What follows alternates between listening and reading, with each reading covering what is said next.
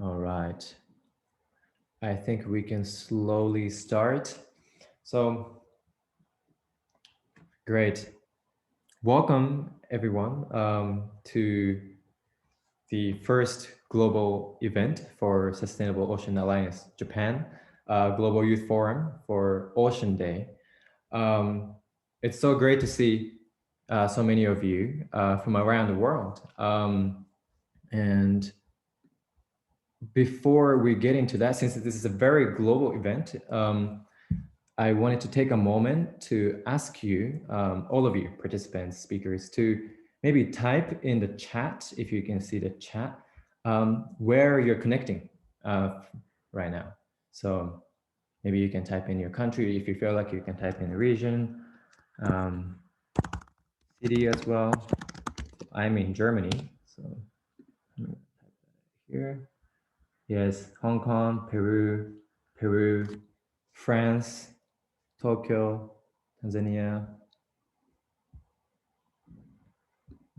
Great. Yes, France, Tanzania. Yes, we're just asking people to type in where they're connecting from. So just to see how global and where everyone is. Japan, great, thank you. Japan, good to see you. Ogasawara, yes. So I think the most eastern point today is Ogasawara on the time zones, and the most western is Peru, which is on the other side on the globe. So that's Fukushima. Okay, interesting. Great, thank you. So thank you for coming here to the Global Youth Forum. I think it makes sense for me to start by talking a little bit about what Sustainable Ocean Alliance is, because that is precisely what has allowed for this event to take place. So let me just take a moment to explain that in a few slides. Let me see. So, can you see the slides? Okay, perfect. So, yes, thank you for being here. It's a great pleasure to be connecting with you all on such a global scale. Sustainable Ocean Alliance is a California-based, US-based organization, and it has the biggest global network of youth ocean leaders, and it has hubs all over the world. And these hubs are sort of groups or communities of young people mediated by Sustainable Ocean Alliance, where local ocean enthusiasts and concerned citizens can come together, share thoughts, share ideas, and take action together. And so that has been one of the cores of Sustainable Ocean Alliance, and the Sustainable Ocean Alliance at the headquarters also does lots of support for ocean startups and entrepreneurs and whatnot. And as part of this global network, Sustainable Ocean Alliance Japan, or SOA Japan, started, and we launched as a national chapter last year in June, so it's only been a year and a month. And yeah, I'm a member of Sustainable Ocean Alliance Japan, and we are a small group of young ocean enthusiasts. And yes, so wait, hang on. Wait, something is not working. Yes, so I'm Shuhei. Wait. I'm just gonna stop for a moment. I'm Shuhei Shuhei, and I had the honor to help start the SOA Japan. And currently I'm studying environmental anthropology in Germany. So I'm connecting from Europe today. And I also co-direct a nonprofit ecological community in Japan. But it's being part of SOA Japan that I'm here today with you. And the reason why we're organizing this event today is because it's Ocean Day in Japan. It's Umi no Hi, which is a national holiday. Everybody is off work. And it's a day to thank the ocean and reflect on its importance for this island nation. And this year, it falls on the day before the Olympics games. So tomorrow, the Tokyo Olympics are starting, for which there's of course lots of criticism and that, but we're not going to go into that. And this Global Youth Forum is a result of SOA network and hubs, and it's a very special event because we have invited youth leaders from 3 world regions, South America, so Peru, Carlos is here today, and East Africa. We have Eilers from Tanzania, and of course we have Rainbow from Hong Kong, sort of representing Asia, as well as Kokoro also representing part of Asia today. So it's a place where we can hear the voices from these leaders, but also it's a forum for all of us, for all participants to think together. And we hope to find sort of global awareness and approaches despite local and regional differences. So that's why we're here today. And before we dive in, I can show you a little bit on how the sessions are going to be run today. So we have 3 parts. First part, 4 hubs, 4 histories, SOA hubs and initiatives. So we're going to be talking, the leaders are going to be talking about what the 4 hubs have done.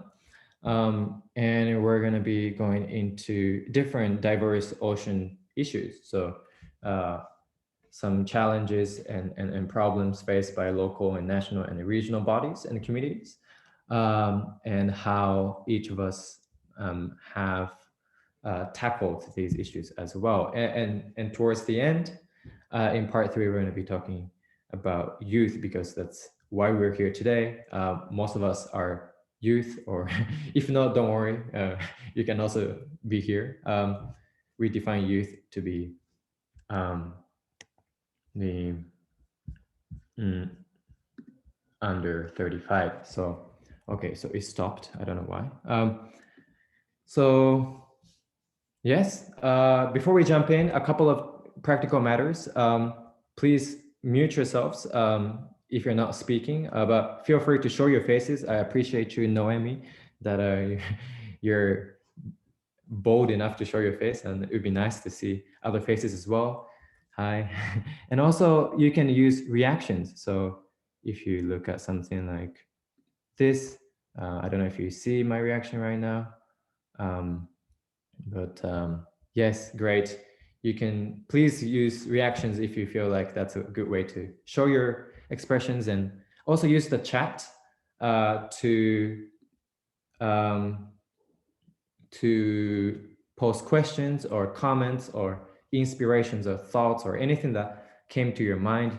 Use the chat to just type that out. And since many of us here today are from Japan or South America, and it's not our first language to be speaking in English either, we can also type some things in our own languages. So for example, if you're a Japanese speaker and you find something very interesting, you can also type that in Japanese as well, so that other people can understand it better, and same for Spanish and Cantonese and whatever language. So yeah, so I think that's it for my talking for now. I think I'm going to give the floor to the hub leaders. Relax, sit back, and yeah, let's dive in. So maybe I can pass the baton to Carlos, and he's gonna talk about SOA Peru. Okay, perfect. Thank you. I'm going to present my screen. Okay.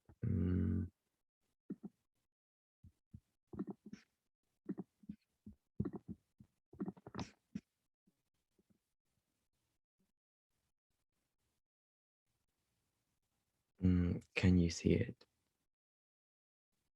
Perfect. Yeah. Okay. So good day, everyone, or good afternoon, good evening, wherever you are.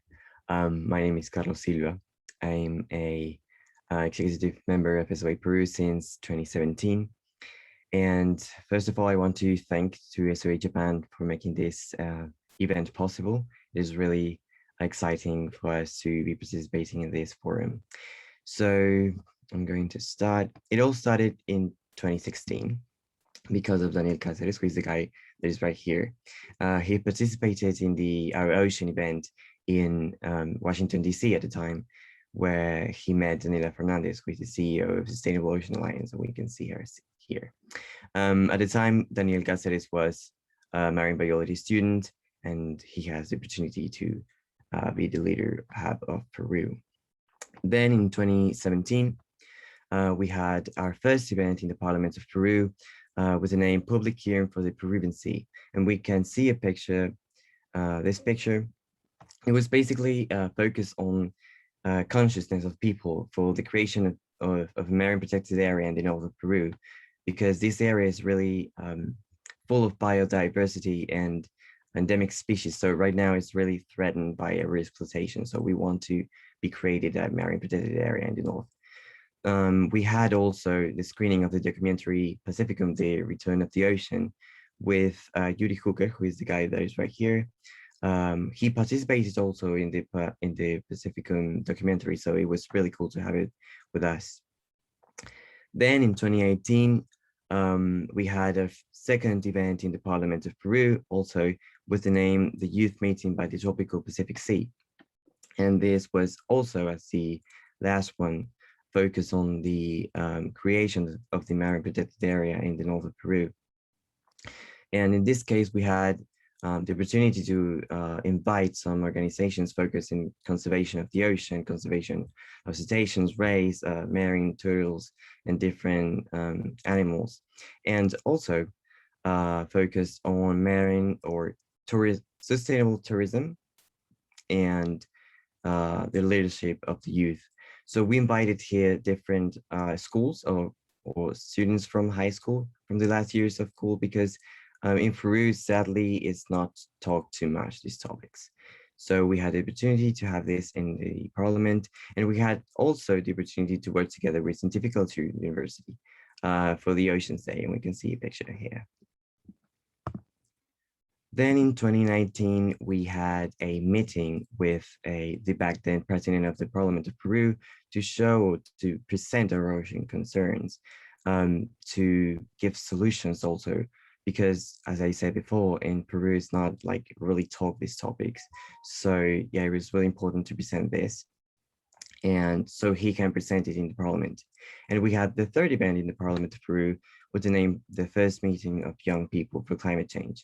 And it was a little bit different from the other two because it was focused on climate change, but we like related to the ocean, with ocean acidification, with increasing of the temperature of the ocean, with the melting of the poles and different topics related. And in this case, we had people from all around Peru.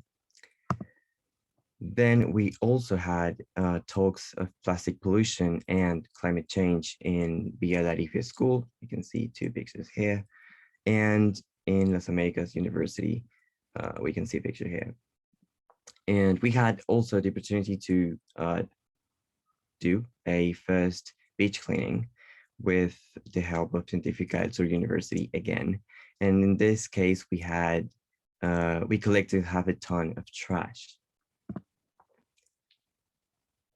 In 2019, we also had our first press conference for the tropical Pacific Sea, which is the area that I was saying before, of this marine protected area, with the support of 2 former congressmen.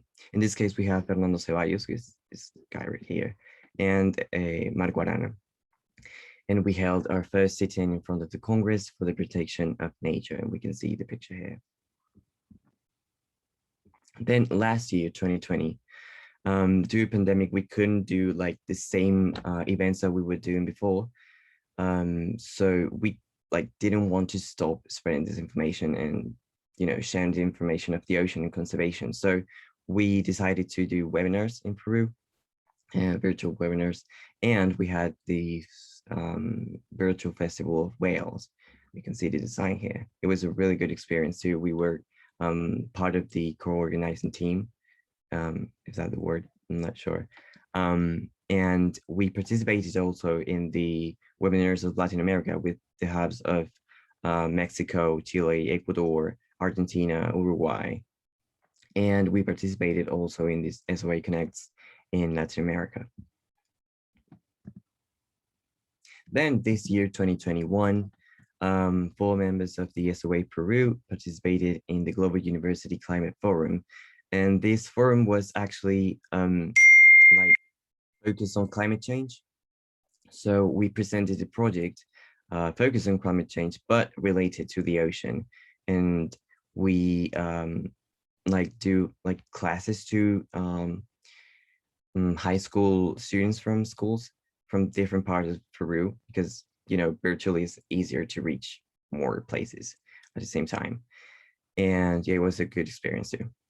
We are right now participating in the project La Academia Latinoamericana, which is the picture right here.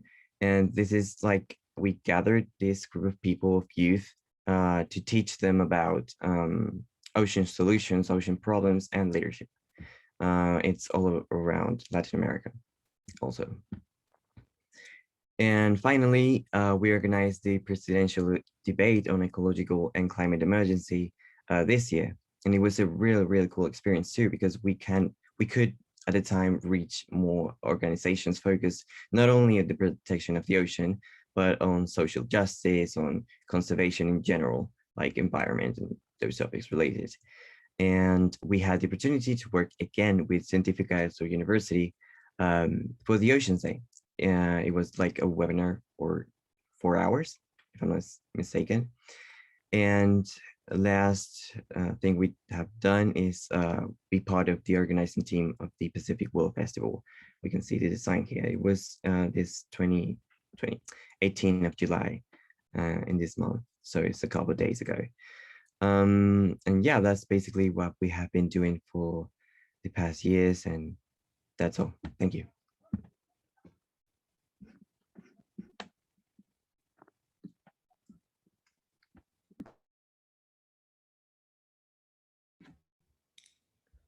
Okay, great.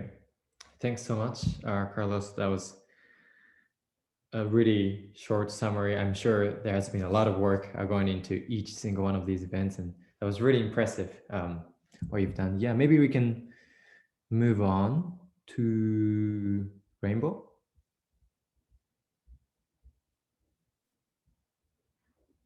Can you see my screen? Yes. Okay, cool.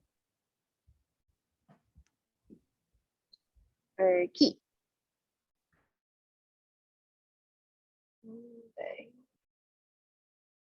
Okay, here we go. So I'm Rainbow from SOA Hong Kong. Yeah. So the mission of SOA Hong Kong is ocean education, policy advocacy, and innovative solution. So a bit of how structure that we got. So I'm Rainbow. I'm the founder of SOA Hong Kong. We got Shelly. She is talented, in charge of creative and design, mainly social media, generating content and stuff. We got James. James is working on education stuff. So we have 3 tasks for education, policy, and innovation. We currently have around 30 members. For education, so we got Lamang Island Fish Wrap Education Project, social media outreach, talking about Hong Kong marine issues, about diversity, that kind of stuff. We are going to partner with Global Ship in Hong Kong, showcasing marine researcher in Hong Kong. We also going to partner with Oceania's Conservation. They got a really cool storybook called Ocean Adventure with Curry. We are going to translate that into traditional Chinese and do some outreach workshop. And we also got a completed project last month. So it's the WWF OPY project. So this is the fish wrap education project that I've been talking about. We have tried, we try to do sustainable fishing. So we teach the participant to fish without the hooks, partnering with local fish wrap. We try to do a pearl oyster filtration display. Try to educating kids on like how good pearl oyster is. We also got an art workshop for kids as well. So painting the oyster shells. Okay. So illegal wildlife trade art exhibition is coordinated by Shelley. She make really cool sculptures and try to bring those hidden facts of illegal wildlife trade and black market in front of the audience and try to generate sympathy for these animals. So we got hammerhead shark. We're talking about shark fins here and vaquita, and also we make some cards and they have like an AR function with the card as well. So it's pretty cool. Yeah, something that we did last month. Innovative solution, something that we're trying to do is hackathon and then maybe supporting local entrepreneurs, collaborating with uni or other organizations. Policy advocacy, we are trying to launch petitions and respond to current issues. But because like SOA Hong Kong is newly started last year September, so we are still focusing more on education stuff first, and then policy and innovation aspect later. So a bit of timeline of SOA Hong Kong, what we have been doing. So we did recruitment and admin. We did a global beach cleanup research with SOA Australia. Also some of the projects that I've been talking about. So please follow us on social media. We got Facebook, Instagram, LinkedIn. If you're interested in knowing more about SOA Hong Kong in general, or just like want to chit chat about Hong Kong marine conservation issues or general conservation stuff, just drop us a message and then happy to check about it. Sweet, that's it.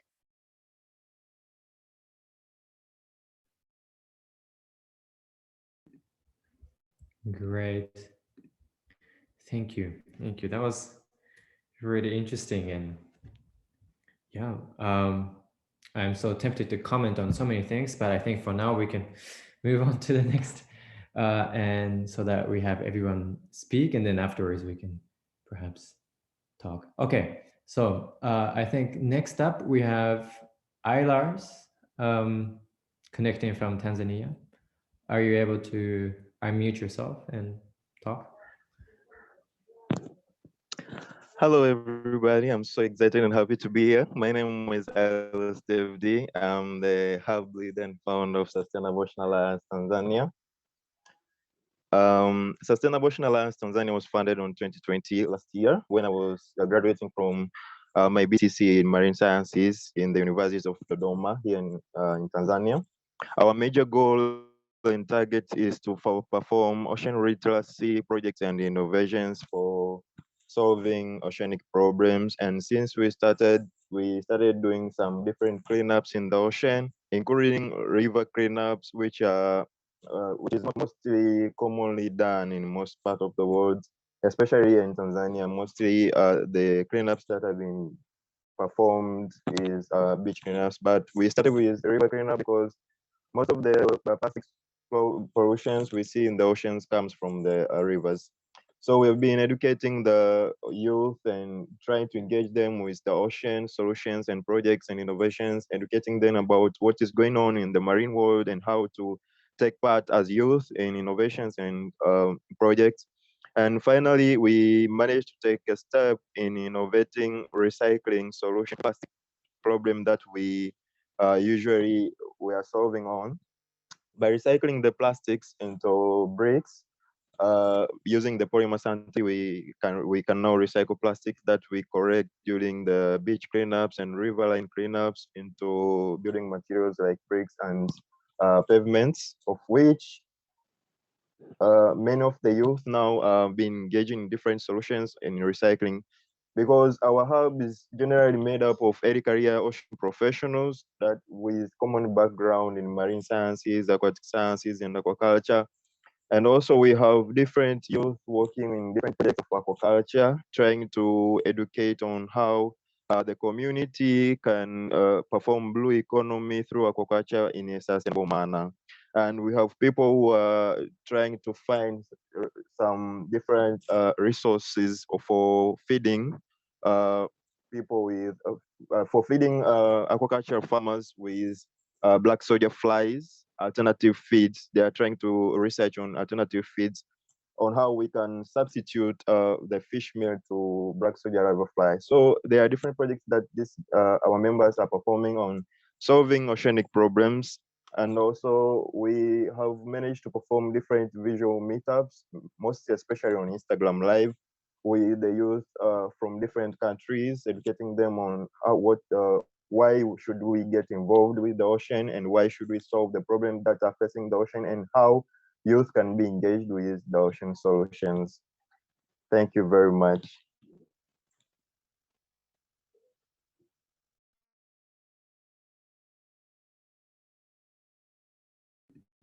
Great, thank you. That was a lot of things. You packed so many things that you've done into 3-4 minutes, but yeah, I guess we're gonna move on to Kokoro from SOA Japan. Do you wanna? Hello, everyone. Yeah, I'm Kokoro from SOA Japan, and I'll be talking about what SOA Japan has been done throughout this year after our launch, our official launch in June last year. So since our official launch was after the breakout of the pandemic, we've basically been doing online activities. At our first phase, before our official launch, we used to hold like monthly online seminars closed in to our hub members, which helped us get to know each other well and keep ourselves motivated.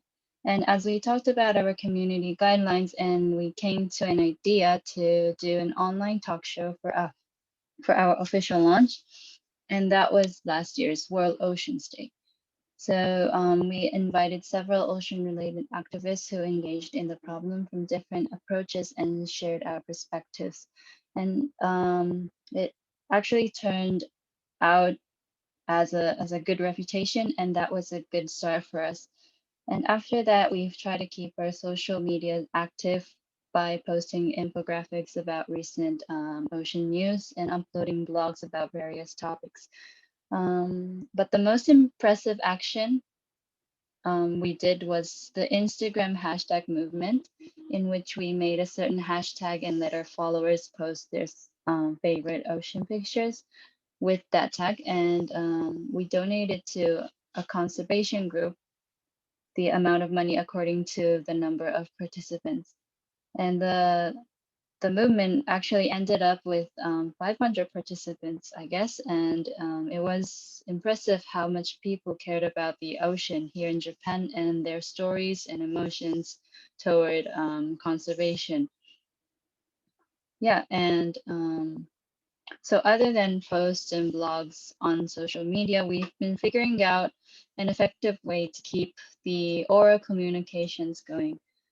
And yeah, we tried that one YouTube live, Instagram lives, online workshops, and Zoom conferences. Yeah, such as this one.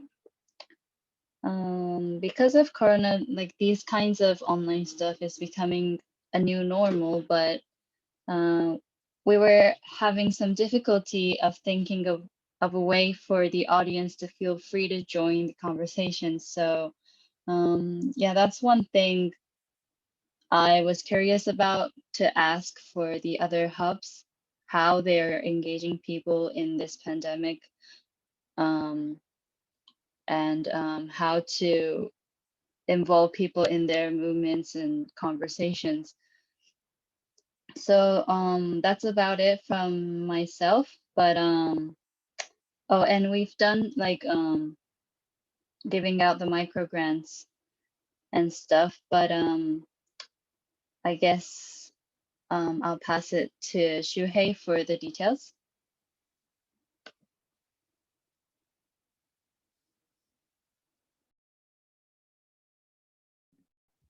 Right. So, yes. Thanks for that. And I think SOA Japan sort of started, as Kokoro was saying, as a new chapter in Japan, and one of the ways we can contribute to this SOA movement is also to sort of serve as a mediator of this global network of SOA and in Japan as a new a national community, because SOA Sustainable Ocean Alliance had been trying to sort of tap into Japan for a couple of years before, but they found it difficult to get into Japan because of A, linguistic problems, so nobody speaks English, and B, awareness problem. So not a lot of people are aware of ocean related matters, although it's an island nation, and that lack of awareness was especially significant amongst the youth. So I think we can talk about that later, but I think there are different degrees of engagement and enthusiasm even amongst Peru, Hong Kong, Tanzania, and Japan that we're here today. And recently we've done a few more events, for example, like a workshop. We organized a workshop 2 months ago, which Kokoro wasn't involved in, but we did it in partnership with Tiger Moth, which is an internship sort of organization, an organization that helps young people find interesting internships, often related to social and environmental issues abroad, and they have been sort of partnering for this event as well.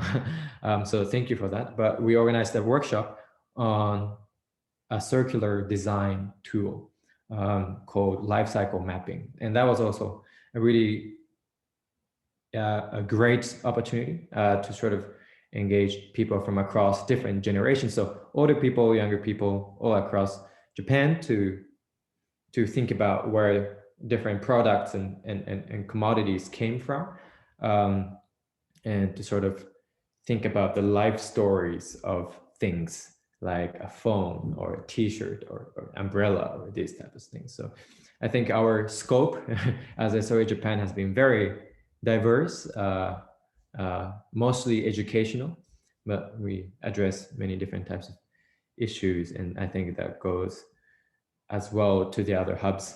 But okay, thank you for that, Kokoro. And let me just remove some spotlights. So I think now that we know a little bit of what the different hubs have been doing, I think I have some questions, but I think right now we can sort of ask each other some questions. But I think we can start off by one question raised in the chat, which was addressed to Carlos. I know you already typed in something, but it says, I have a question for Carlos. What kind of topic was popular for youth, for young people when you held the webinar in Peru? Do you want to respond to that? Sure. Like, it was a couple of webinars. It was like 1 week of webinars each day. So the most popular webinar was actually the conservation of cetaceans. Like, for real, everyone loves cetaceans. So when we do publication of cetaceans, like whales or something like that, everyone just like, go for it and start liking the pictures, start liking everything, and like type us for more information. And that was basically the webinar that was more popular. And I would say that like the other one that was more popular was like the involved of youth in these type of actions, like the youth to take action in this type of topics. So that was also a really really asked question for us, like how can I help as where I am. So yeah, I think that the youth is really interested in these kind of topics, and that's how that's like a link to the question that Kokoro said, like how can we make involved like the people. So yeah, so they want to know how they can help. So with I don't know, making awareness of people, like having this information so they can share it, like they can spread it to their, I don't know, friends, house, family, you know, the environment that they are. So yeah, I would say that they involve with the youth and citations is the most topics popular. Right. So interesting that the whales were such a popular topic there in Peru. And you also earlier you talked about the Pacific whale program that you really recently helped organize. Maybe you can tell us a little bit more about what you've been doing recently. So you said that you have been participating in Global University Climate Forum. Maybe you can elaborate a little bit on that in relation to perhaps, you know, what types of specific local challenges you're facing in Peru as well. Yeah, so it's like kind of different, the challenges around the world. So this Global University Climate Forum was organized by Yale University, and it's like you present a project about climate change and its solution. And if they accept it, you pass to the next round. And like that, it's just rounds and rounds. So we presented a project that was basically focused on the last year's students of high school. So as I said before, in Peru, sadly, it's not like really talk these topics about the problems that are happening in the ocean and ocean acidification, like increasing of the temperature. All of these topics, all of this information is not like really known in Peru. So we wanted them to know that before going out to school or high school. And we gathered students from all around Peru, actually, from 7 regions. Not all Peru, but yeah, you know, a lot of regions. And with this project, it was like more related to climate change. Like the forum is like basically climate change. So they taught us, like, you know, professors at universities of different universities around the world. And then we had to present the project. And the project of us was basically what I just said. And it was climate change related, but we didn't want to make it like climate change only, so related to the ocean. And that's how it like our project worked. And we're waiting for the answer for the next round so we can pass. And yeah, that's basically what is the Global University Climate Forum is, like in really short way. And the festival, this is a really big event, and it started last year. Last year we did the first festival, virtual festival, and it was related to ocean conservation and whales. So it has a lot of reach in Peru, and we talked about sustainable tourism. We talked about conservation of the ocean. We talked about different organizations that actually are working in Latin America, that like Fundación Meri, that is working on Chile. So they talked about what is their job with whales.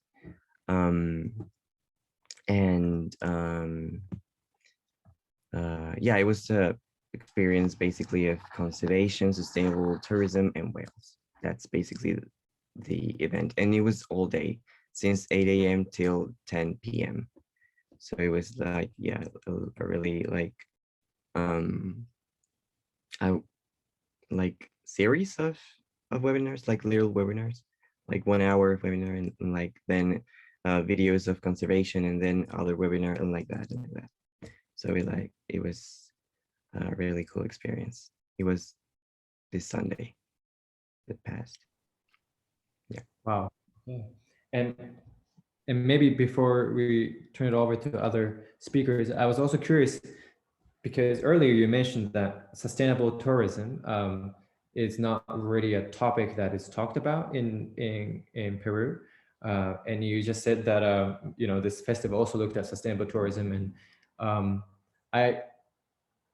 could you maybe tell us a little bit about how tourism and ocean issues are related in Peru? How tourism impacts ocean? Yeah. Well, basically, like sustainable tourism, I refer to like have a positive impact on the ocean.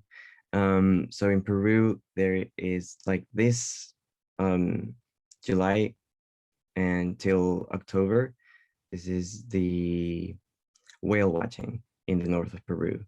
So like you cannot be so close to the whales or be interrupting their migration, other stuff like that. So you need to be aware of what can affect them and make it sustainable. And obviously, like contamination, the anthropogenic contamination, and all this stuff that you just can't do with the tourism. So there is a lot of investigation of sustainable tourism that were talked in this festival, and it was basically to spread this information, that what you should do and what you shouldn't do during these tourism. And then what was the other question? It was related to regional, you said, if I'm not mistaken, like the regional problems. Yeah, sure. I was just, yeah, curious about what sorts of like specific issues there were in Peru, and whether tourism was one of them. Yeah. So basically in Peru, it's not known that this sustainable tourism, like I said before, it's just not taught in schools and universities unless you're studying something environmental related. So that is why we're doing these projects and this awareness of these and these talks and these events. And like regional problems that are happening right now and local problems are basically overexploitation, unstable fisheries. What else? Oh, the really low formalization of fishermen. A lot of contamination of the ocean as well is a really big problem, because there is no knowledge. So they don't know if they're contaminating the ocean by, throwing the trash in the ocean, and different activities that they don't know that are harming the ocean. They can be like threats to the sea. So yeah, that basically regional and local problems are the same, like overexploitation. Oh, the name is endemic species, the commercialization of endemic species. That is a really, really important problem that is happening right now in Latin America. And yeah, those are the basic problems that are threatening the ocean regional. Right. You mentioned ocean contamination, ocean pollution. So I think we can sort of talk a little bit about that as well. And I think I learned earlier, you mentioned that in SOA Tanzania, you do lots of river cleanups as well, which was quite interesting because Tanzania also has a very long coastline, right? But you mostly focus on rivers.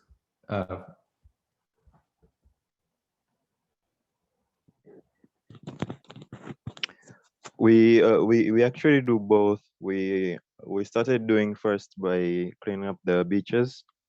We participate a lot of beach cleanups recently, but after getting the awareness that all of this what we see in the ocean comes from river, then we started to try to cut down the grassroots. So we have to try to perform river cleanups and educate people concerning polluting the rivers, which could always impact the ocean at the end. So we generally organize river cleanups and beach cleanups for the people to join up, and then we go for the cleanups and try to educate the people the reasons as to why we do so and how is it important and how is it solving also. Yeah, actually the different campaigns on fighting about plastic. For instance, there is this campaign on fighting against single-use plastic in East Africa that is raised by different stakeholders, including SOA Tanzania and the flip-flop, where we are trying to sign up the ban of single-use plastic. As it was successful in Tanzania, we successfully banned plastic bags, and now we want to stop the single-use plastic so we can at least minimize the plastic pollution and save the ocean from plastic pollutions. So actually the idea on performing riverine cleanups is to cut down the grassroots problems, because the plastic that we see in the ocean always have the chain from where it begins to where it ends. So we want to cut down the grassroots. Yeah.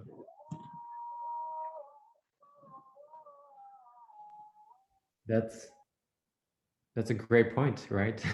Most of ocean plastics flow out of rivers, so that's a very effective way of tackling that. And I was also not aware of the single-use plastics or the movement in East Africa against single-use plastics.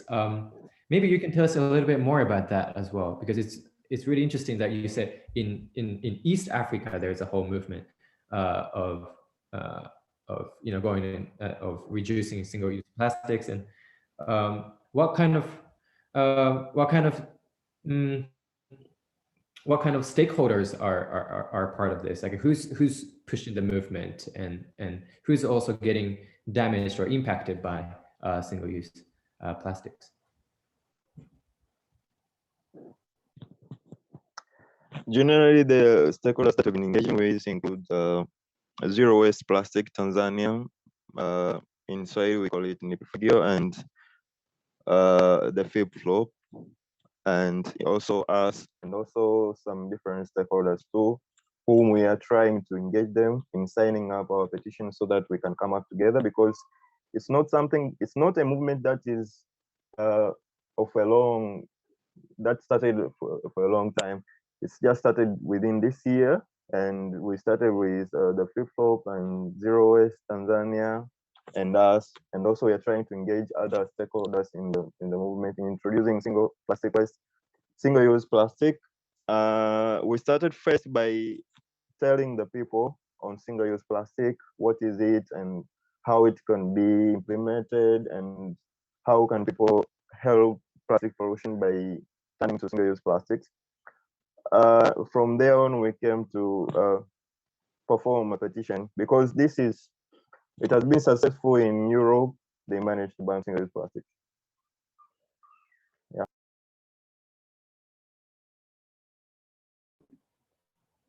Right. Hello. Yeah. Do you guys have any questions? Because I feel like I'm speaking all the time, but so feel free to add any questions if you have any, Kokoro, Rainbow, Carlos as well. But I was wondering if there is any in Tanzania, if there is any cultural sort of advantage or a disadvantage in tackling these issues, like plastic issues, for example. Like if people are very conscious of it, because right now I live in Germany, and here in Germany, people are very, very conscious, or many people are, maybe relatively a little more people than compared to other places around the world, about plastic use. So there are lots of, for example, markets where they don't use plastics, or of course, all the plastic bags at supermarkets are charged. You have to pay for them, and all these sorts of things. So I think people have a fair cultural affinity towards this, and I think there's a bit of even shaming, plastic shaming, so to say, as well. But I was wondering if people in Tanzania were sort of familiar with the idea of saving plastics, or whether people also still stuck to plastics, even though some people want to push it away.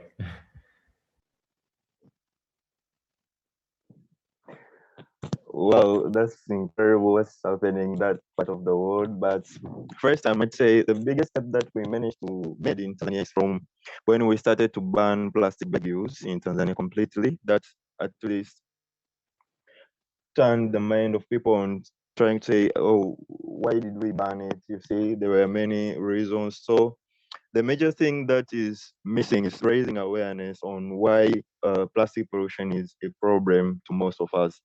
Because if you are not interested with the ocean, you will not know how plastic surely impact the ocean and coming back to you, because we all consume on what is below the sea, below the waters. So the most thing that is done in Tanzania, actually the plastic bottles are being sold. They are being collected by most of the people, and there's such a business where plastic bottles are sold by kilograms. So all those sort of waste that can be recycled, they are being sold. But what is actually missing is the awareness to the people on how to manage these plastics. Because if there are no plastic collectors, if there are no activists, which means the plastics cannot be well managed by common individual who is not actually interested with the ocean, is not actually interested with recycling products, and is not aware of what the impact of plastic. Because the government, after banning the plastic bags, actually the enforcement is only from collecting those plastic from households. The government, what is actually doing right now is to collect waste from household level, where there are people who are coming with cars collecting waste directly from the households. That's the effort where the government are doing.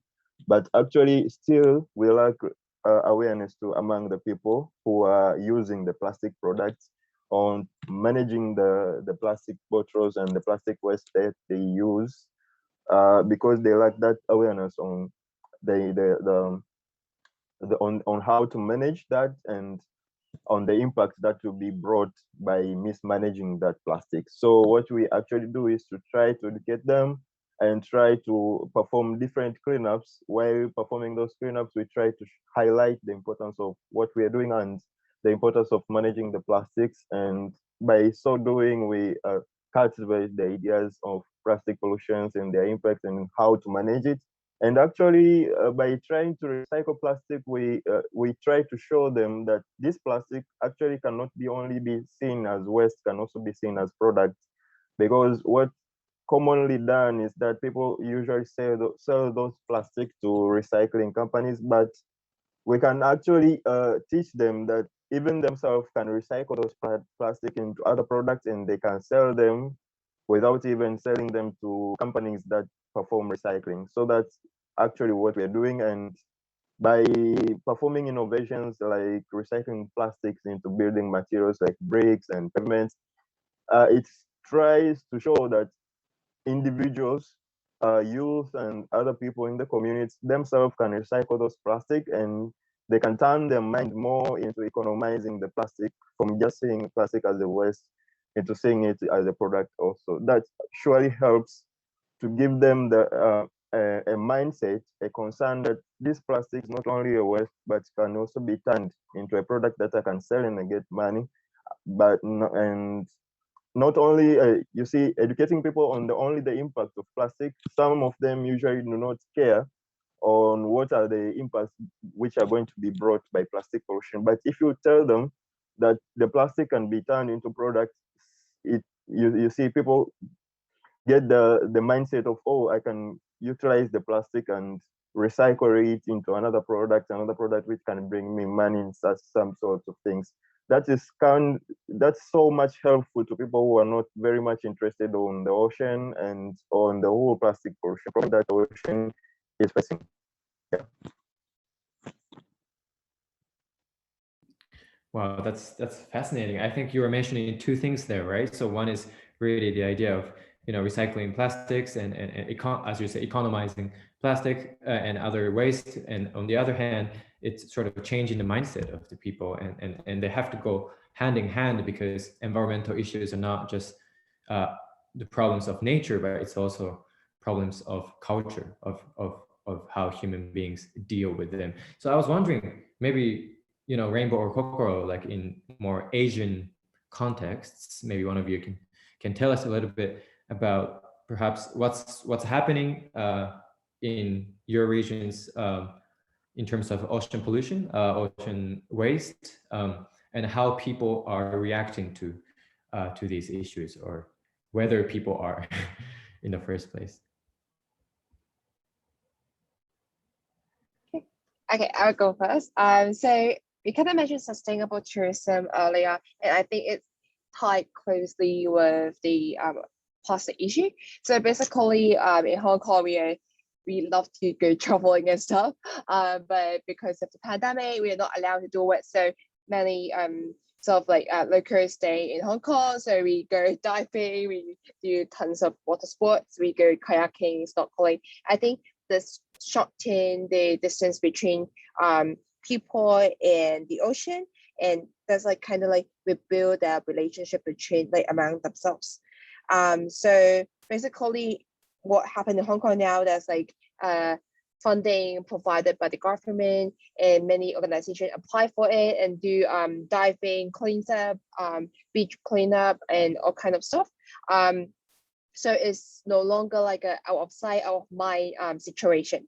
It's more like people get to see it, like it's just not the ocean, but then like the things inside the ocean. There's like plastic, there's like species inside the ocean, so they know more about it. That's how they sort of like building up their awareness right now in Hong Kong.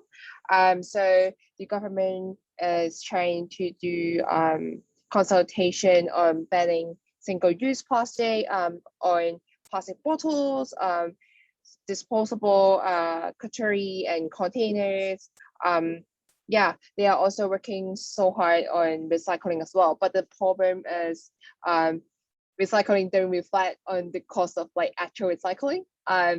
Maybe people feel good about like recycling because like, oh, I did recycle and it's supposed to be going into a good place, and it doesn't produce much impact than just dumping them. But most of the people don't know, like after we recycle them, where does it go? It go to a storage place that never get recycled, or it may go to developing countries. That happens all the time. Yeah, so I think that's the issues that Hong Kong facing right now. Yeah.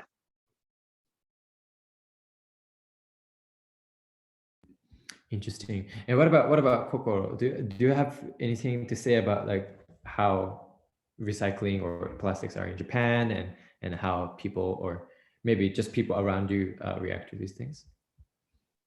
Okay, so in Japan, this movement of banning plastic bags has begun last year, I guess. And yeah, and a lot of people are getting used to the idea of using their own bags and like using things that can be recycled. But the problem of recycling in Japan is, I think Rainbow also mentioned about it, but we actually don't know what is happening to the garbage. And we have this very good custom of classifying garbage, but some say that those classified garbage are eventually just burnt. And they say it's a thermal recycle, that they use the heat. And so they recycle the heat, but the garbage itself is just burnt. And yeah, I think that's what I know about recycling in Japan. And one story I can share from the island in the Pacific Ocean. So some of you know, but I'm at the Ogasawara Island, which is 1,000 kilometers south of Tokyo City, and it's in the middle of the Pacific Ocean. And I've been going around the island and like seeing the shorelines and the beaches. And what I was surprised is that I see a lot of like fishery garbage, like the nets that has been used in fisheries. So I think I barely see like general garbage that's the garbage that's come from like households, but I'm seeing a lot of fishery garbage, and we actually see the animals being affected. Like we've seen like fish getting stuck in those one of those fish nets, and we're doing sea turtle conservation, but we've also seen like the little turtles that hatched from the sand got stuck in fish nets and couldn't move and wasn't able to go into the sea. And yeah, so the peculiar thing that's happening in the Pacific Ocean and on the island is the fishery garbage.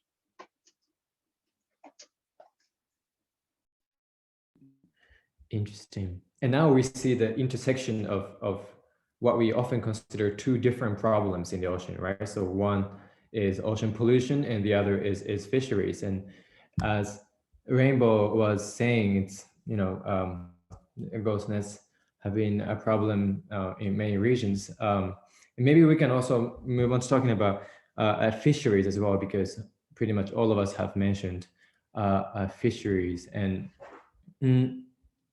maybe I can start off because I prepared a couple of slides to show you what fisheries in Japan is like.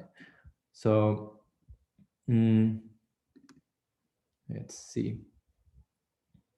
So yeah, commercial fishing is a very big problem in Japan. And interesting thing is here. So if you look here, it's in Japanese. The red shows the total catch in the world, and blue shows the total catch in Japan. As you can see, in the world, the general production has been rising steadily, but in Japan, it peaked in the 80s and it's been decreasing.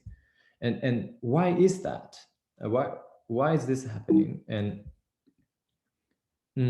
so one of the reasons, look, this is the total catch, total production rate in the world. And you can see that the orange part is sort of production, but the blue part is the agriculture. So the aquatic farming, right? And so that's really basically being what's supporting the rise of production at the moment.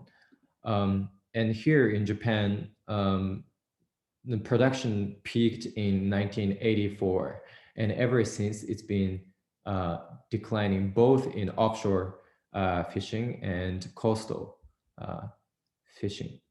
And one of the I think something important to mention here is why is this happening? And especially if you look at demands in Japan, demands have also been decreasing. And that's because, as I said, production has been decreasing since 1980s, but Japan started to focus naturally on imports, right? So that's what you do. If you can't get your own fish, you get fish from other people. And so that's what Japan started doing. But what happened afterwards was that there was a seafood boom in Europe, also in the US, North America generally. And so these other industries and other countries started to buy seafood and fish at higher prices. So Japan couldn't afford fish anymore. So imports started to go downhill from 2000 as well. And naturally, since there are only expensive fish at the supermarket, the consumption declined in Japan. And so to understand why production is declining, consumption is declining, demand is declining in Japan, I think it helps to show a brief history of fishing in Japan. And so what happened in post-war Japan is that since there was a big food shortage, Japan started to expand the fishing industry. And basically the world at the time was operating on the first come, first served competition. And Japan really capitalized on that and really put a lot of effort into it and became one of the biggest developers and exploiters of marine resources. But then in the 1970s and 80s, we enter the era of the exclusive economic zones, right? So different nations and countries started to sort of allocate their own areas of fishing. But then Japan did not adjust its fishing policy or attitude and sort of continued to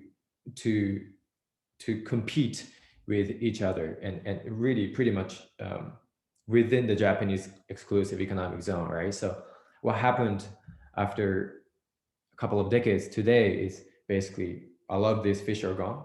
For example, a lot of fishermen catch really small, immature fish as well, because if you don't catch those fish, then somebody else will in the future. So might as well just catch these small ones, although you can sell them. So obviously that means that there are less fish, so resource depletion. And since there's lots of problems with sort of these these nets that really just get dragged along the bottom of the ocean, so that creates lots of habitat destruction.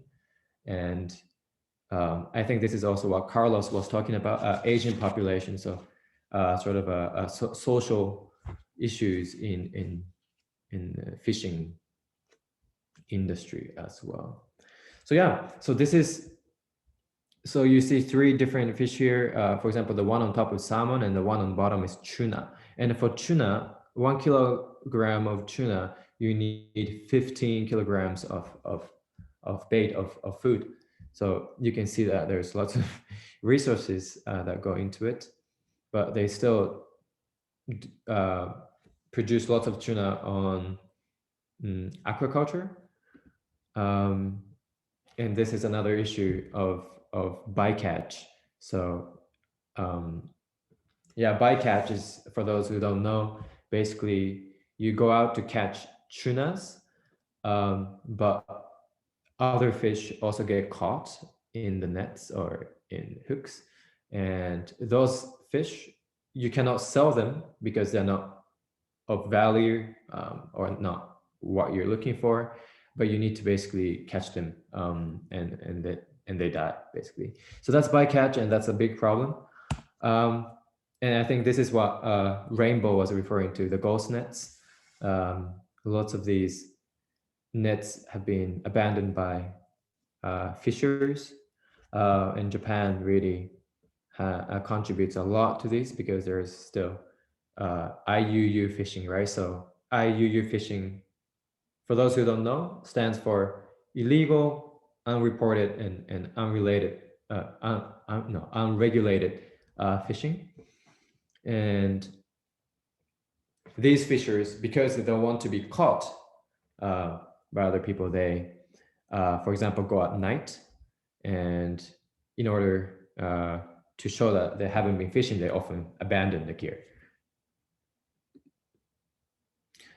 Just to give you a legal aspect,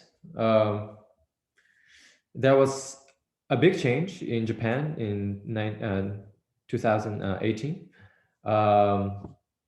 Basically, they had been ignoring the fishery law for 7 years, ever since the World War II. But finally, they got up and decided to change the law in 7 years. And there are a couple of good things that we can expect from this change. One of them is that they want to impose individual quotas. So basically how much fishers can catch, right? Instead of just letting them catch however much they can. And that's very important because that's not how it's been operating in Japan. Anyone can catch however much they want, but basically they want to finish that. And the other point is that the Japanese state and different local municipalities are going to take more part in fishing, because right now the fisheries union in Japan, or gyogyo kumiai, or gyokyo, is extremely powerful in Japan because they have been building this network of fishers all around Japan, and they have been supporting the entire marine industry. So they're very powerful, but now the Japanese state wants to intervene a little bit more with scientific research, with, for example, showing them these fish are endangered, so stop catching them here, or at least move over here because that's better for blue economy and things like that.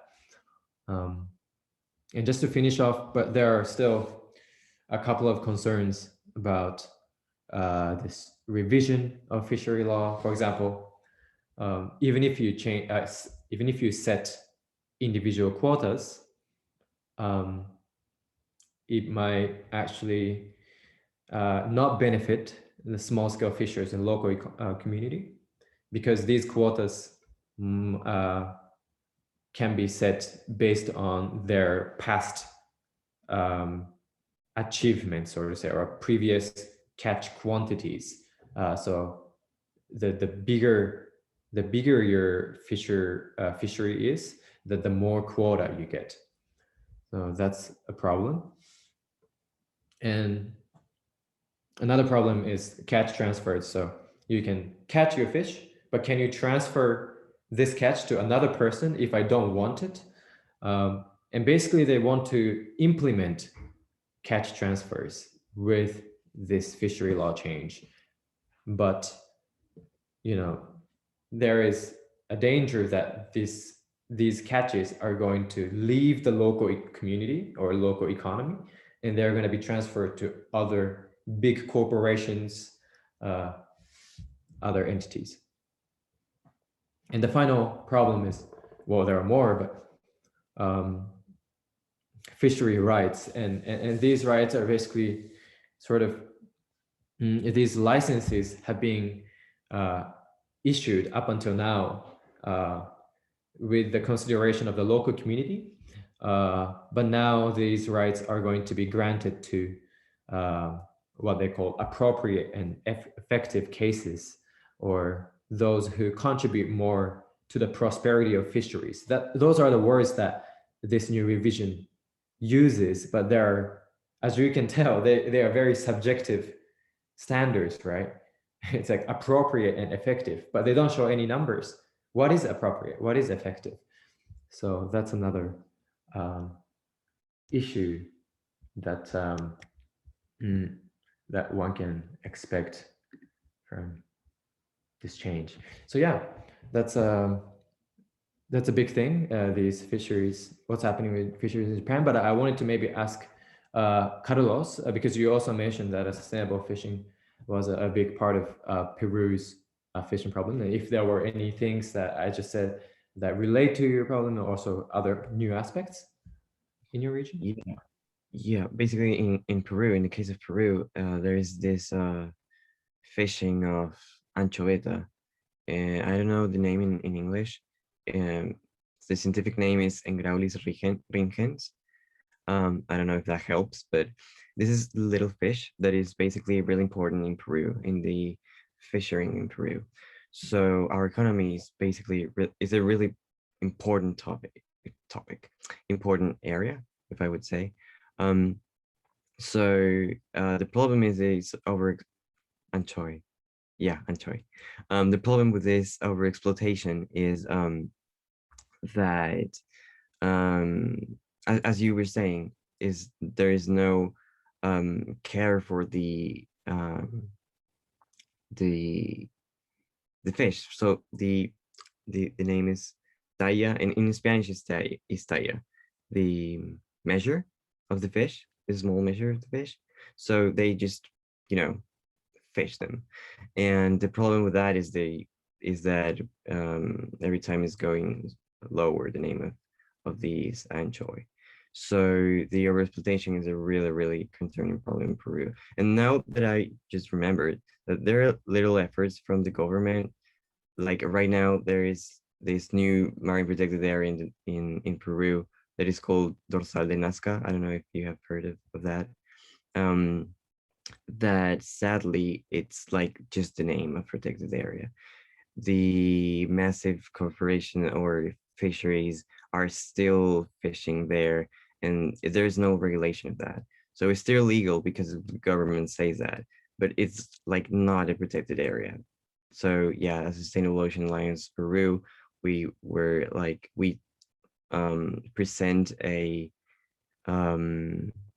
position against that, because it's really cool to have a marine protected area. It's like a next step, but just the name. So we have to fight for make these legal things work. And yeah, that's basically what I just remember of overexploitation in Peru, this anchovy that is really important for the fisheries in Peru and the economy.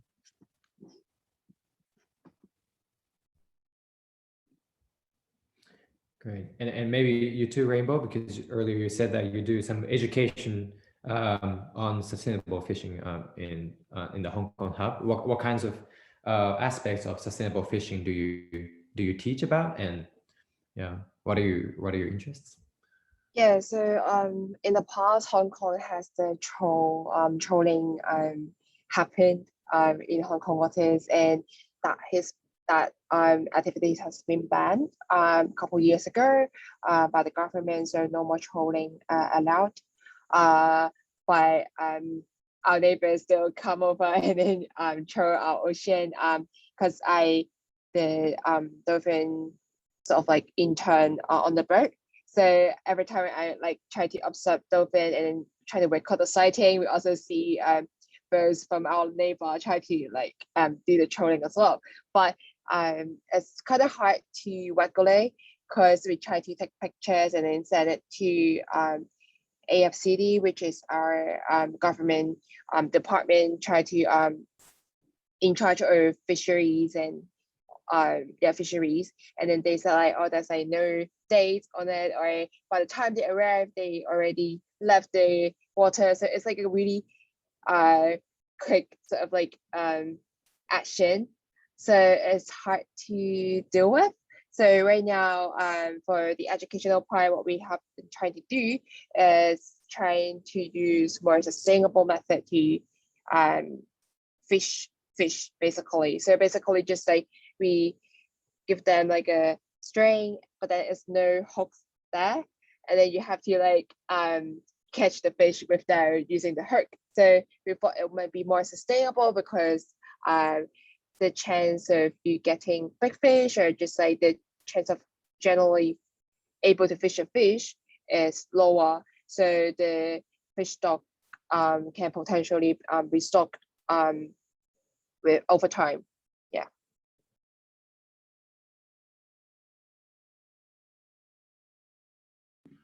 Right, interesting. I wonder how that works. This fishing without hooks.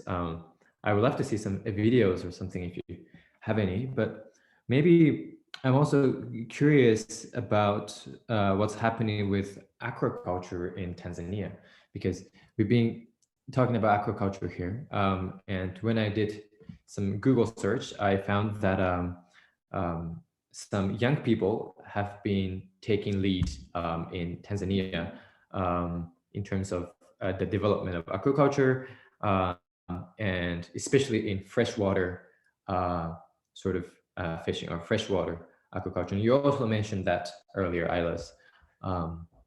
And yeah, what's happening with aquaculture? Like, is it a big topic there?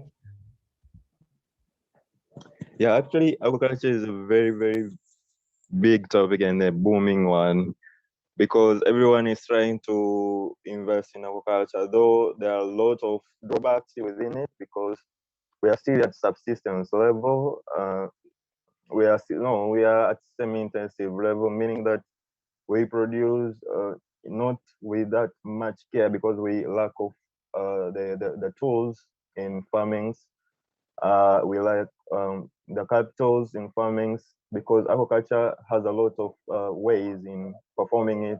There is circular aquaculture, recycling aquaculture, there's pond aquaculture and the tanks aquaculture, but people are trying to engage themselves in aquacultural practices, because you can produce a lot of fish and sell them in a very minimal time of period and get feedback. But what's a big drawback on concerning aquaculture is seed production, because the seeds which are being produced, the producers of the seed for fish farmers are very low in number.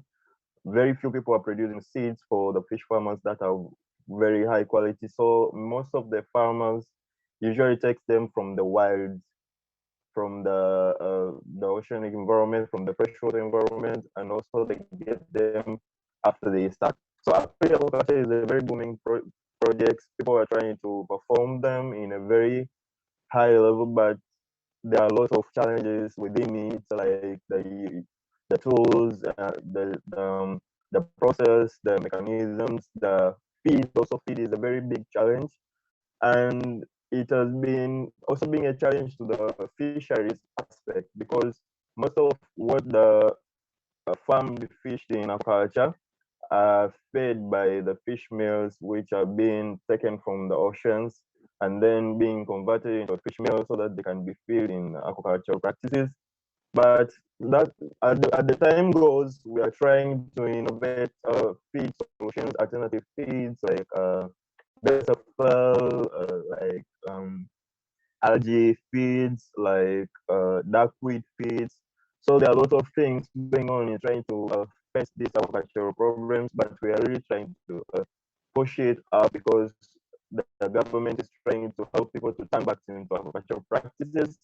And we mainly focus on freshwater, as you said, we on tilapia farming and catfish farming, but we also have plans. The government has also have plans for mariculture. Also, we have mariculture hatcheries in Zanzibar that produces seeds for aquaculture farmers of marine. Especially, it has started especially on sea cucumber in Zanzibar, where they are farming sea cucumber, and people are farming sea cucumber and they are selling it.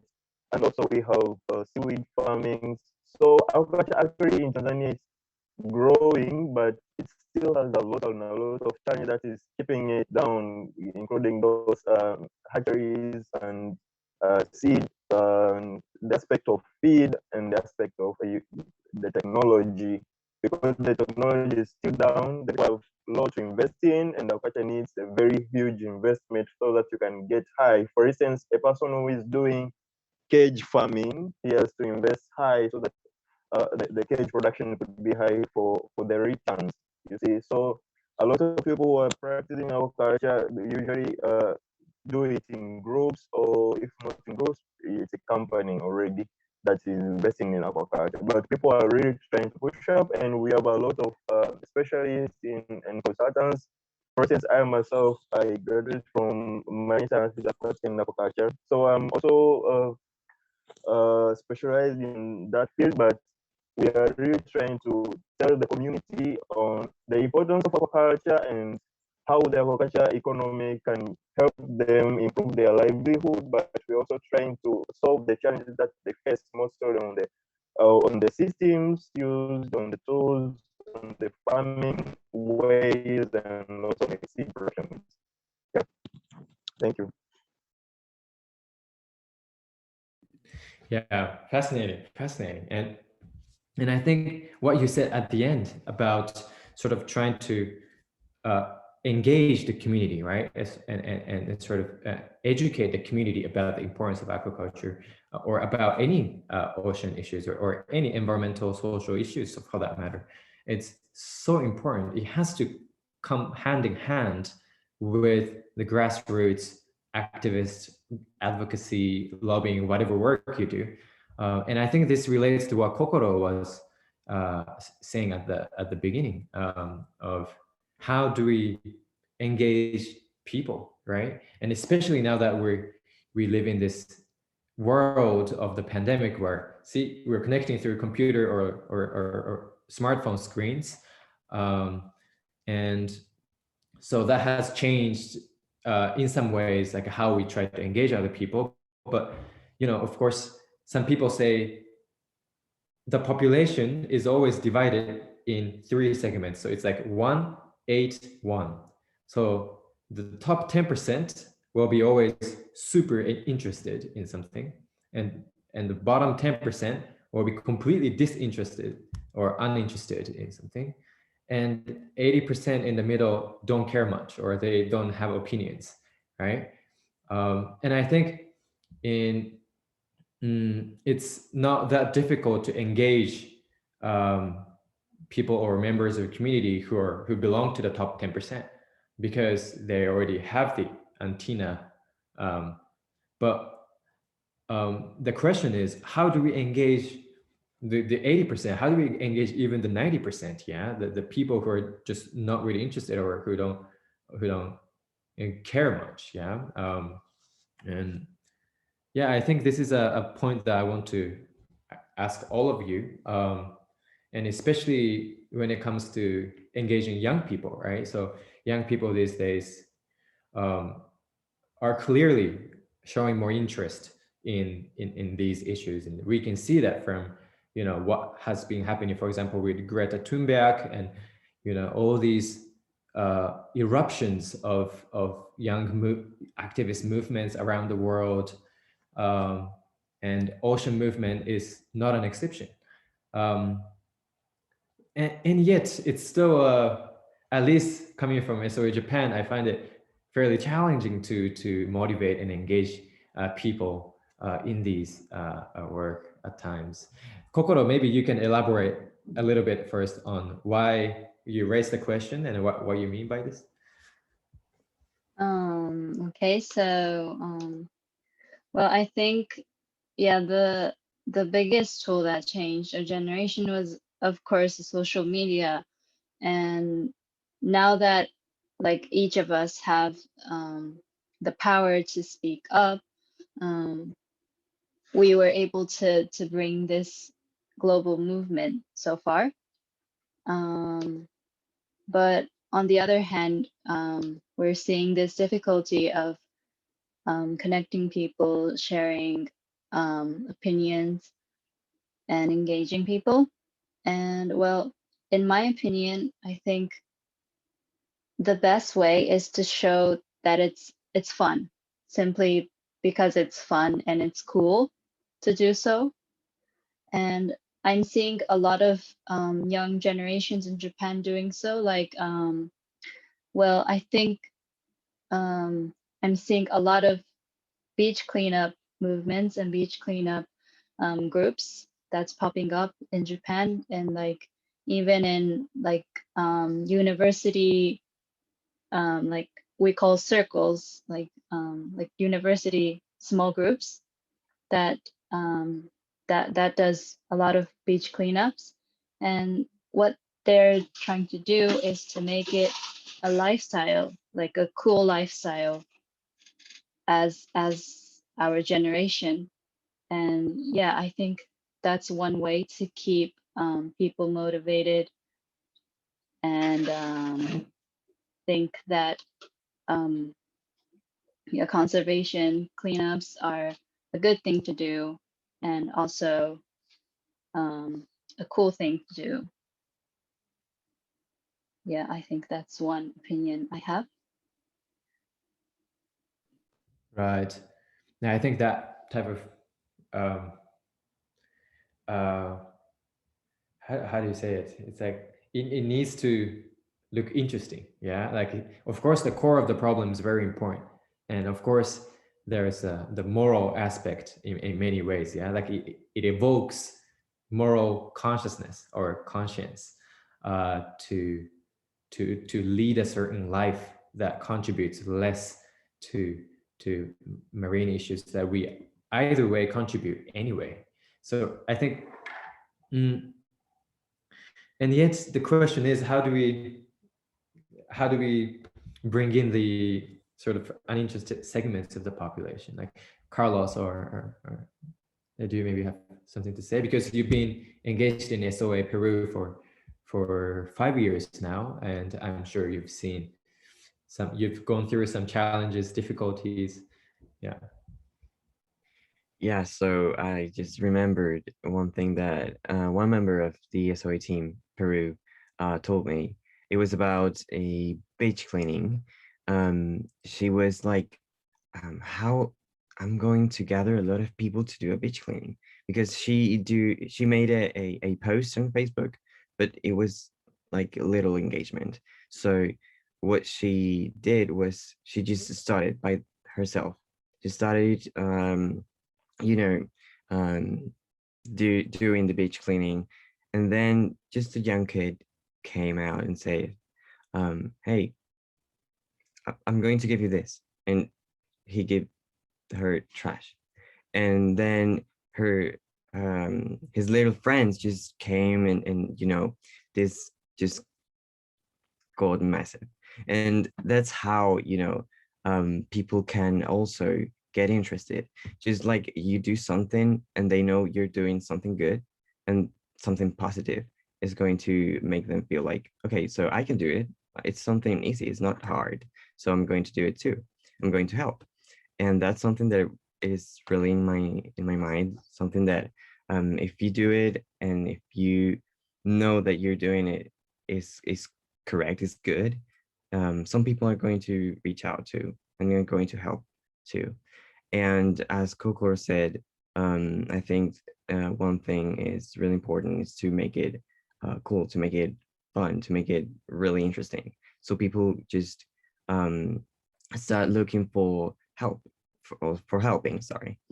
And also other thing was to show them people like, I don't know, Greta Thunberg, like Sylvia, like people really to have an impact on them, and to be so like, wow, I want to be like her, I want to be like him, he's my hero, she's my hero, like something like to them to feel like they can be that in a positive way. And so they can help by doing not like hard stuff but easy stuff, and together we can do big stuff. That's the thing. I think that those are 3 points that are in my mind right now. And probably in Spanish I can say it more, but like in English it's kind of hard. But yeah, those are 3 things that are really important that I just have seen these years. Right. And Eilers?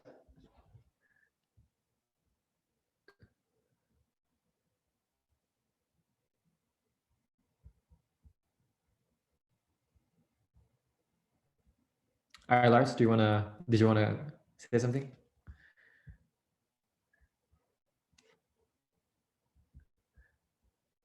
I think you need to unmute yourself. Yeah. Oh, sorry. I wanted to give out some examples of getting the youth and making it being a fun thing somehow. You're doing something that is very helpful to the ocean, to the community. It's also a fun to, for instance, we sometimes we have enjoying this way. We perform competition of running, or it's an exercise while you're running. We collect plastic. We usually gather at the beginning. Running and what you. Yeah. Sorry, no, I think it was a little difficult to Hello? maybe it has something to do with your microphone.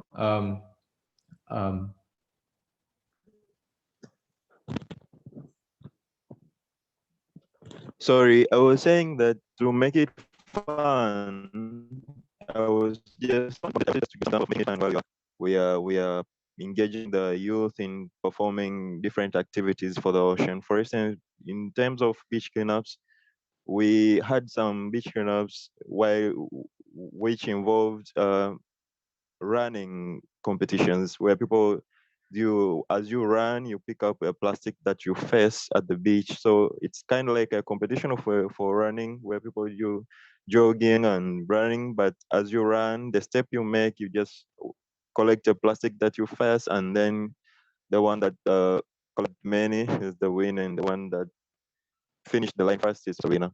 Or it can be, we also had a beach cleanup where it had also ocean fashion, where at the end of the beach cleanup, there is a fashion competition where people show awesome fashions that can be drawn from the ocean.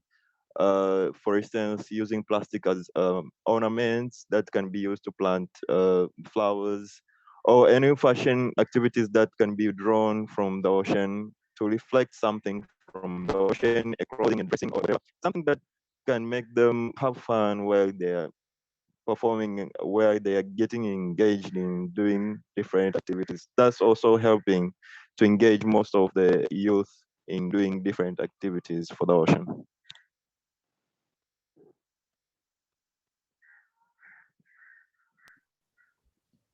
Right, that's super interesting and important that young people can relate and feel fashionable at the same time, making fashion out of this and sort of internalize the work rather than just doing it out of conscience or out of a sense of responsibility or something, but rather really truly enjoying it.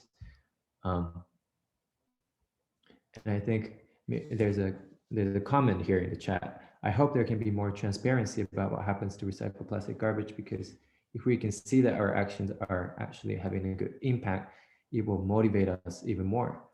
It is unfortunate that it is often left a mystery, or the truth is shocking. Yes, yes. Transparency, yes. And that's a super important aspect to raise here. And just an example that came to mind was, I think it was one of the Nordic countries, I think Sweden, that started this initiative that gives you a receipt, right? So you go to a supermarket and you get a receipt after you go through the cashier. And that receipt says not just the price, but also the amount of CO2 that has been emitted into the air by all the products that you bought, right? So you immediately get a sense of what you just did by this one grocery shopping. And I think that's one way of showing transparency, sort of understanding better like what your actions do. Okay, there's another question here. Yeah, why are developed countries less interested in ocean problems than developing countries? That's a provocative question. Does anyone have anything to say about that? Whether the question is correct or whether you want to respond to the question? Yes, Carlos, go ahead. Yeah, I have one thing in mind. I think basically is the lack of information of this topic.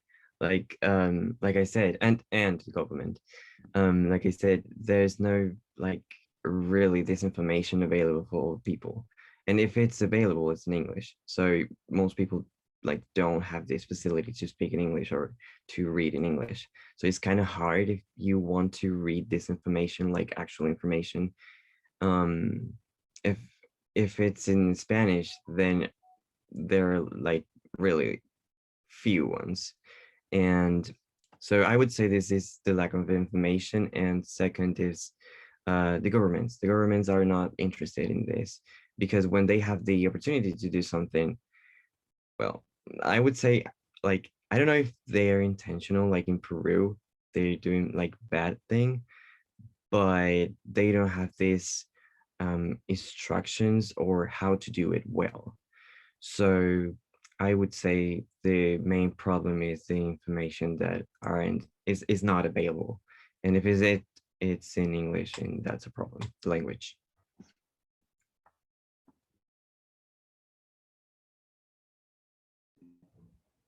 Right. And that's, I think, a very, very important aspect. Yeah. To what extent do we have access to information, right? I mean, not a lot of people want to take the time to go on Google, do 1 hour of research on how much my actions contribute to or damage the planet. No. And I think people who are involved in producing these things have a certain level of responsibility in showing information as well. But I was wondering what you were thinking, the others, like Rainbow, Corporal, Ilars, like, do you feel like there is good enough amount of information shared in your respective societies? Do you feel like it's not enough? Are there ways? In Japan, I think it's increasing about the information about like these, well, not only ocean problem, environmental problems, and all the topics in the SDGs. And I was kind of impressed by, I'm teaching high school students as my my part-time job, like home tutoring. And one student came up to me and asked to help her with this university application that made her write about the social development goals and how it's linked to her future studies. And I think that kind of question didn't come to us when I was a high school student. So I was kind of impressed by that. And in Japan, I think it's increasing.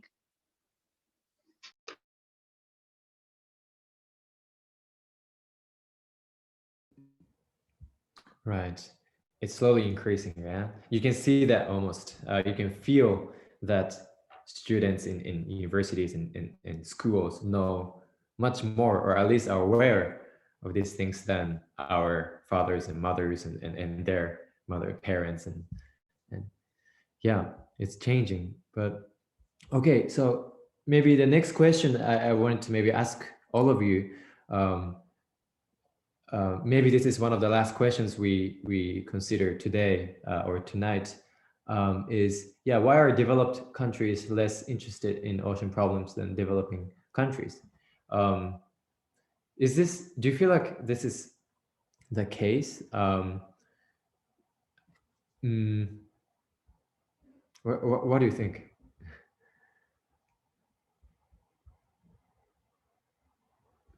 Like, I mean, I will start first. I feel like from my perspective, I like in a relatively developed like city like Hong Kong, we often like the government like kind of deal with our waste problem. They have like a proper recycling system, and then they kind of deal with it, ship to other countries, or like they have a method.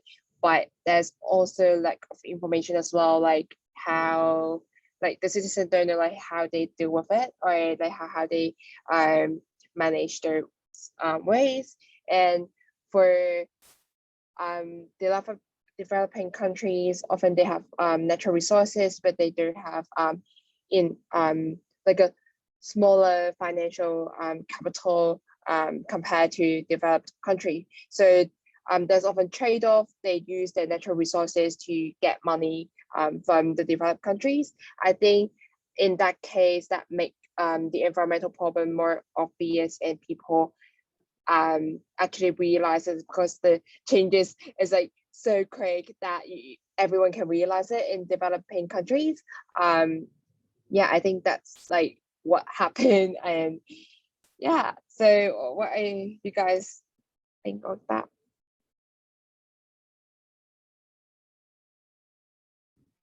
Yeah, and I think I'm not sure how to answer this question here in the chat, but one thing for sure is that the degree of damage caused by, let's say, climate change, ocean issues, is definitely not equal.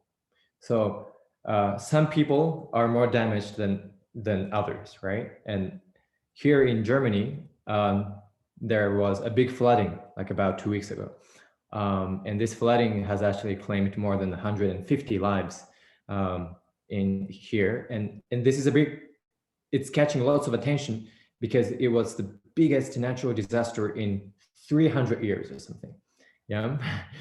But the reason why people are so mad about this is because I think it's reminding them that climate change is not just causing problems somewhere out there in poorer nations or in island nations or these sorts of things, but Germany, such a wealthy country, is also getting impact, severe impact. People are dying from this, and I think when you're so close to or exposed to these issues in front of your eyes, I think it tends to motivate people more to act because it's such a pressing, serious survival matter. But what do you think?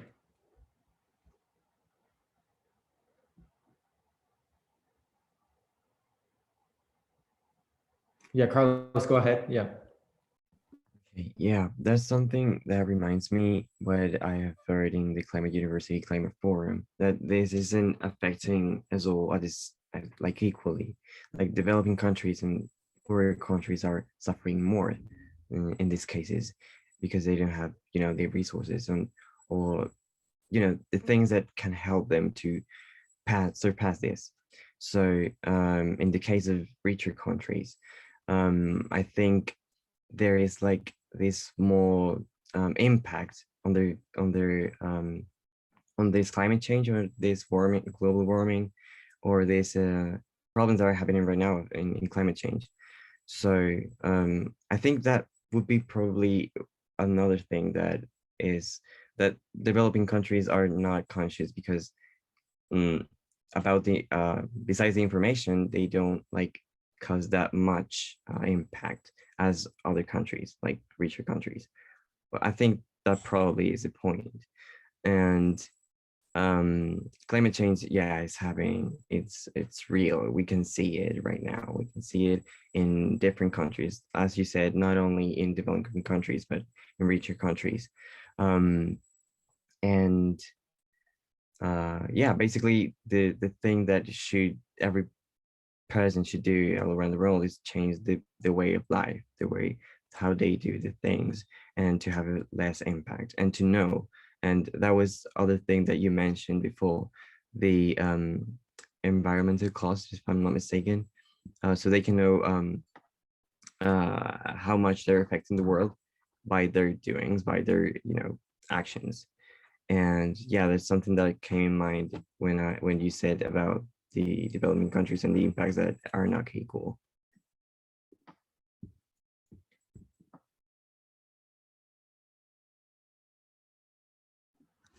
Right. Yeah, so I think that's an extremely important point. It's affecting people unequally, and one of the sort of things to keep in mind as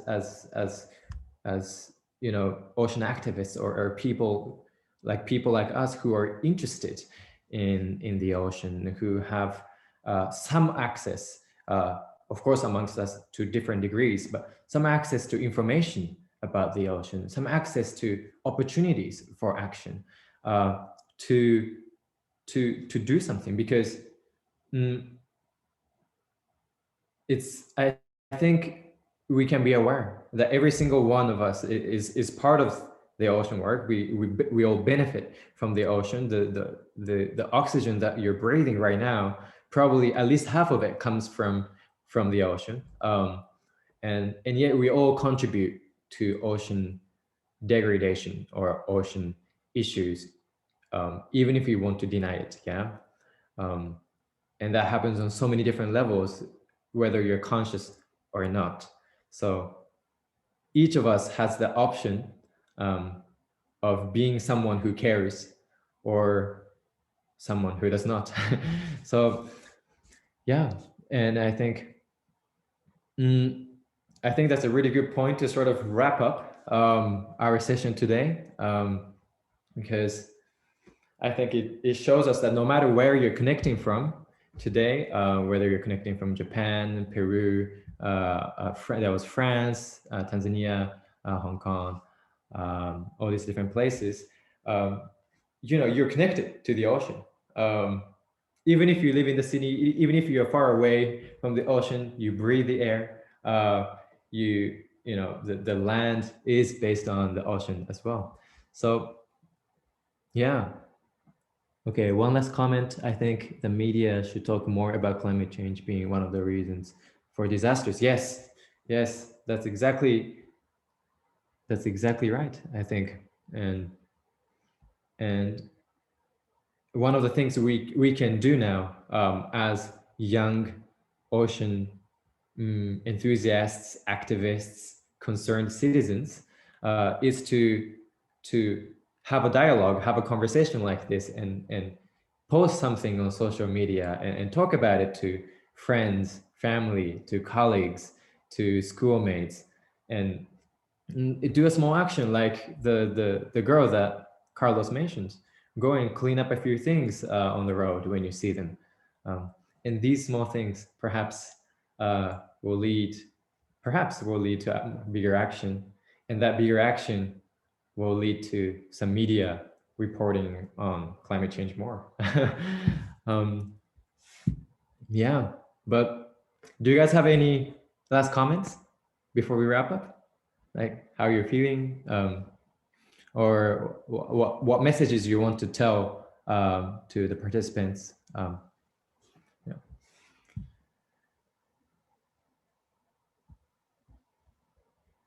Lars, did you want to say something? Actually, I wanted to finish up with a single phrase which I like the most, saying, "There is no green without blue." So actually, by us living on the land side view does not mean that we do not actually depend on the blue side. So we have to be concerned on what is happening below the waters, and we have to act. Like, it's something that should come within you, trying to think of how can I solve what is gone from the ocean, but my life could be sustainable. For instance, if you think about the plastics, if the fish eat plastic, those microplastics, and then at the end I come to consume the fish which has eaten the plastic, which means that I'm consuming the fish and the plastic which the fish has been eating all the days below the waters. So actually, there's no our life depends on the life below the waters. So there's no green if there's no blue. So we actually need to protect and conserve the blue ocean, the blue world, because we 100% rely on it. I think that's a fantastic point to end on. And I want to add one point to that, which is that there's no green without blue, but there's no blue without also human beings, us. Yeah. Although we cause problems, we also are ultimate agents of change as well, and we need to care for each other. We need to show that show empathy not only to marine animals, the ocean plants, the ocean itself, but also to each other, so that we can carry the conversation forward and keep holding spaces like today's Global Youth Forum again. Great. If you don't have any final comments. I would say that that everyone has the opportunity to do to make a change. I think if we do it together as a group, it's much like the impact is bigger. And also, as Eilers said, there's like without ocean there is no life, like basically no life, like nothing, even humans, nothing. So yeah, if you want to reach out, you can write every single hub in wherever you are, so we can help, and you can help us to make a change in the ocean, in the world. And yeah, basically that's it.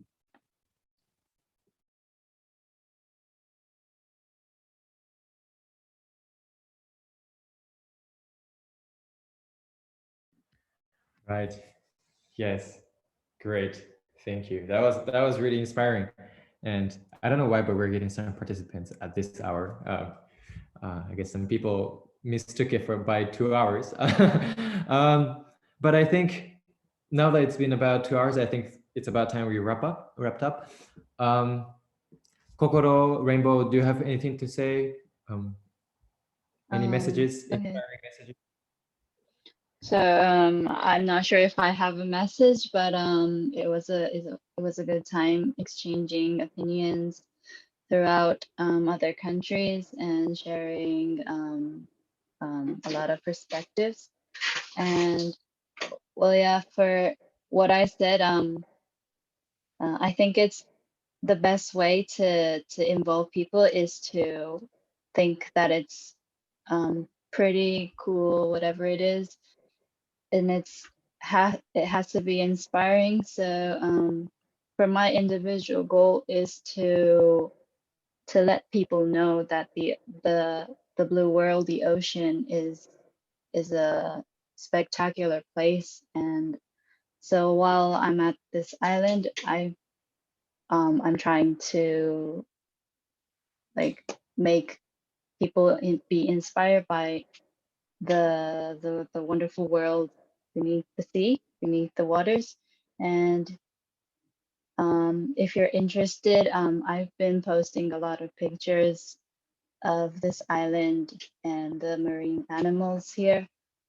And yeah, so if you're interested in seeing these photos, you can follow me on Instagram. It's kind of like an advertisement, but yeah, thanks for having me, and it was a fun time with you guys. Yes. From my side, I guess I want to emphasize is every step's count. So even though it might be hard, you saw like many problems in the ocean, you get frustrated. It's totally fine. Like everyone have the same issues, and then we have been there before. But I guess what we can do is trying to do what you're good at. So maybe you're good at social media, sharing photos, or you're writing, you're good at like doing artistic stuff.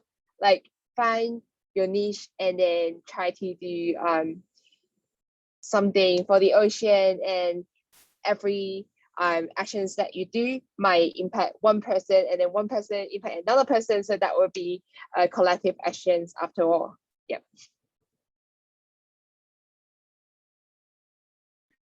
Great. And yeah, and I think with that, I want to maybe wrap things up and thank you all. Thank you, Carlos, Rainbow, Ailaris, and Kokoro for joining us from different time zones. I know Carlos had to get up very early this morning, and I know that there were some people in the participants also joining from Peru. It was 7 in the morning, but Yeah, thank you. And all of you participants as well. You were here because you're interested in these topics and because you want to take some action. And I think just the fact that you were here was really great, that we could share this space to continue the journey. So I think we can finish off by taking one group photo on Zoom. I don't know how that's going to work out. Let's try that. So let me see. So I'm going to do this. And so, okay, I'm on gallery view now.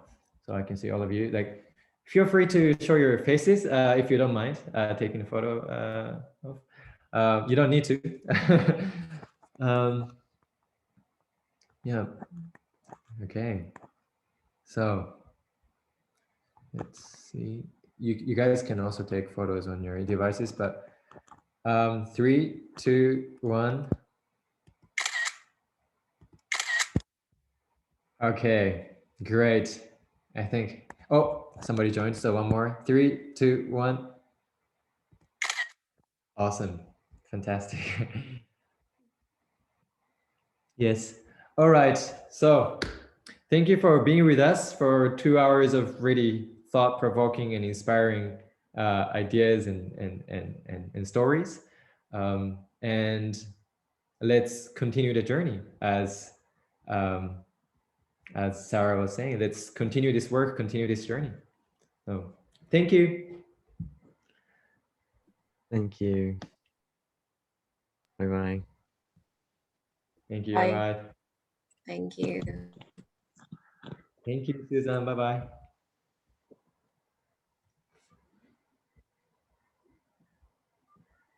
You can also stay behind if you want to chat.